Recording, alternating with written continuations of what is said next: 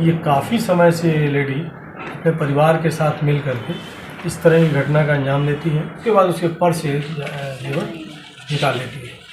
उसके घर। आप देख रहे हैं जनपद न्यूज। बिहार के कैमूर जिले से एक बड़ी खबर सामने आ रही है। भभुआ थाना पुलिस ने विदेशी मुद्रा और लाखों के सोने चांदी के आभूषणों के साथ एक सास बहू गैंग को गिरफ्तार किया है। इन गहनों की बाजार में कीमत 13 लाख रुपए से अधिक आंकी जा रही है। कैमूर पुलिस के अनुसार ये दोनों महिलाएं लोगों को झांसा देकर गहनों की चोरी किया करती थी। पुलिस मामले की जांच कर रही है ताकि इनके साथ ही अन्य लोगों की जानकारी मिल सके। कैमूर एसपी हरिमोहन शुक्ला ने बताया कि 17 मार्च को भभुआ के वार्ड नंबर 13 निवासी राजवीर तिवारी की पत्नी बिंदु देवी ने भभुआ थाना में आवेदन दिया था। उन्होंने अपनी शिकायत में बताया कि भभुआ एकता चौक से ई रिक्शा से घर लौटने के दौरान उनके सोने चांदी के गहने चोरी कर लिए गए। घटना की गंभीरता को देखते हुए एसपी के निर्देश पर भभुआ थानाध्यक्ष मुकेश कुमार ने एक विशेष छापामारी दल का गठन किया। पुलिस ने शहर में लगे सीसीटीवी कैमरों की जाँच की और ई रिक्शा चालक की सहायता से संदिग्ध महिलाओं की पहचान की।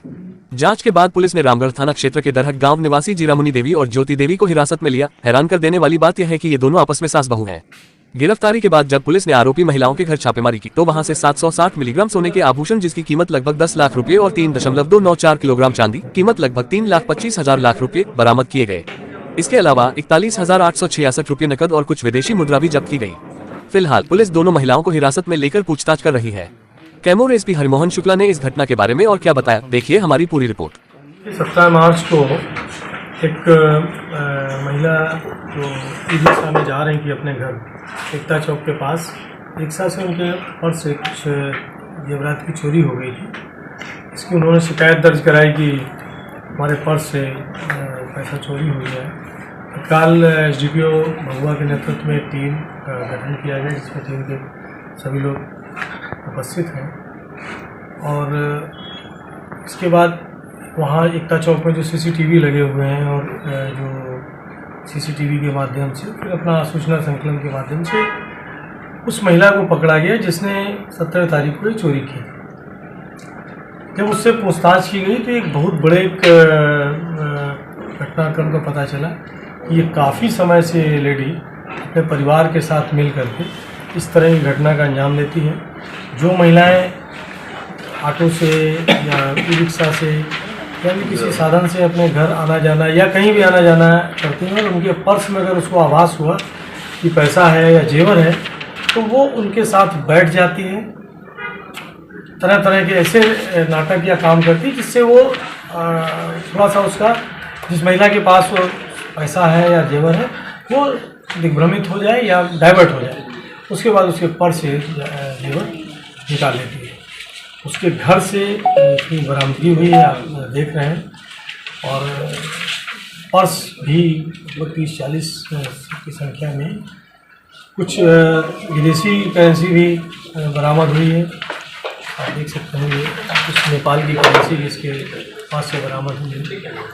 कुछ नकली जेवर भी है क्योंकि वो तो जो भी जेवर चोरी पास में रहता था चोरी करने की नकली जेवर काफ़ी मात्रा में चोरी सिक्के ऊपर से मिले वो हैं। तो ये काफ़ी समय से इस तरह की कारगुजारी में ये दिक्कत थी। जो महिला सब पकड़ी गई हैं उनको पहले से पूर्व मामला कोई दर्ज है उनके ऊपर? नहीं, उसमें कोई मामला दर्ज नहीं है। वैसे अभी तक जो हमको जानकारी दर्ज नहीं है, हम और थानों से भी पता कर रहे हैं और जिलों से भी पता कर रहे हैं, लेकिन अभी तक कोई इस तरह का मामला सामने नहीं है। लेकिन ये तो तय है कि ये काफ़ी समय से इस तरह का कृत्य कर रही थी। इसमें हुआ क्या है कि इसके बाद जब इससे पूछताछ हुई तो हम लोगों ने कुछ स्वर्णकार को भी इसमें चिन्हित किया है। और आपको बता दें आपकी कुछ स्वर्णकारों की दुकानों से चोरी का माल जो 17 तारीख को उसके पर्स से चोरी हुआ था उनकी दुकानों से बरामदगी भी हुई है। इसमें भी जो कुछ सामान बरामद हुआ है वो कुछ सामान महिला के घर से बरामद हुआ और कुछ स्वर्णकार की दुकान से भी बरामद हुआ। क्योंकि इसके साथ साथ मैं आपके माध्यम से भी दो चीज़ें एक तो कहना चाहता हूँ। अपने स्वर्णकार भाइयों से भी मेरी अपील है कि वो इस समय सोने की जेवरात की खरीद फरोख्त करते हैं तो ये सुनिश्चित हो लें कि जो बेचने आया है उसकी क्या इस तरह का वो देखने में या इस तरह से उससे ज़रूर क्रॉस क्वेश्चन कर लें कि कहीं वो चोरी का सामान बेचने तो नहीं है। उसका कम से कम आधार ले लें, उसका बारे में पता कर लें कि जो सामान इतना रेगुलर जो जेवर बेचने आ रहा है वो कौन है, किस तरह की प्रवृत्ति का आदमी है। थाने में सूचना दें, अन्यथा अनावश्यक रूप से वो लोग भी इस पचड़े में फंसेंगे और कानूनी कार्रवाई में नहीं सर, जिन लोगों ने इसके इसमें माध्यम से किसी और भी चोरी का घटना करना। नहीं, अभी तो देखिए अनुसंधान अभी जो पुलिस थी वो इसकी रिकवरी में ज़्यादा से ज़्यादा हम लोग इसका सामान रिकवरी कर लें, क्योंकि ये तो ऐसी चीज़ है कि तुरंत इसको गला भी दिया जाता है, छुपा भी दिया जाता है। इसलिए सारा हमारा फोकस था कि जितना जल्दी से जल्दी इन चीज़ों को रिकवर कर लें।